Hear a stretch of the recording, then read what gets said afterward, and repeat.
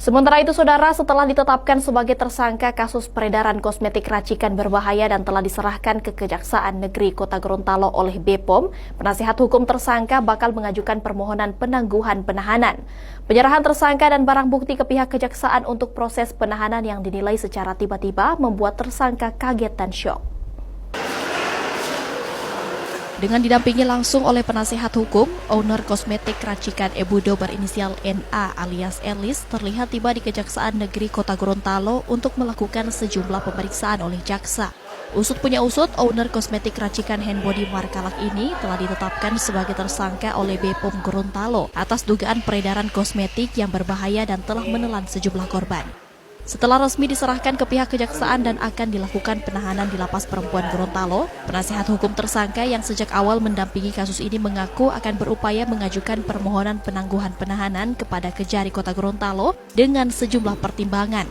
Tak hanya itu, penasihat hukum juga akan meminta Kejaksaan agar tersangka dilakukan penahanan di Kota Gorontalo. Perkara kosmetik ini kan kita kawal dari awal. Nah, sampai sekarang, sampai kita tahap 2 ini masih kita kawal. Cuma kita sebagai kuasa hukum tetap akan mengajukan permohonan untuk apakah itu penangguhan, nanti kita akan sampaikan ke pihak Kejaksaan. Apakah klien kita mau diminta untuk tahanan kota, itu kita akan buatkan satu permohonan. Nah, moga-moga dengan permohonan akan kita buat secepatnya dari pihak Kejaksaan, mungkin siapa tahu bisa dikabulkan lah, seperti itu. Kalau klien kita ini kan diancam kan dengan undang-undang kesehatan. Nah, di sini kan kesehatan ini kan cukup tinggi lah, sekitar 12 tahun. Nah, itu nanti kita akan koordinasi juga dengan pihak-pihak Kejaksaan maupun dengan teman-teman bagaimana caranya supaya bisa kita putusannya atau mungkin tuntutannya bisa dibawa lah. Atau kondisi klien kita ini memang agak shock, dia kaget. Karena memang dia nggak tahu hari ini dia akan ditahan. Karena pada saat itu kita memang waktu kita itu agak panjang tidak bertemu ya.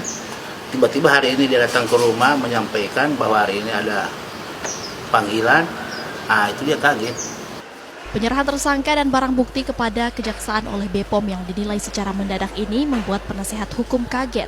Bahkan korban pun diketahui syok dan sempat menangis saat digiring ke ruang pemeriksaan sebelum dibawa ke Lapas Perempuan.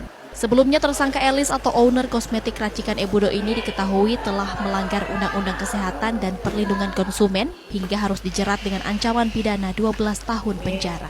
Kris Kamisma, Kompas TV, Kota Gorontalo, Gorontalo.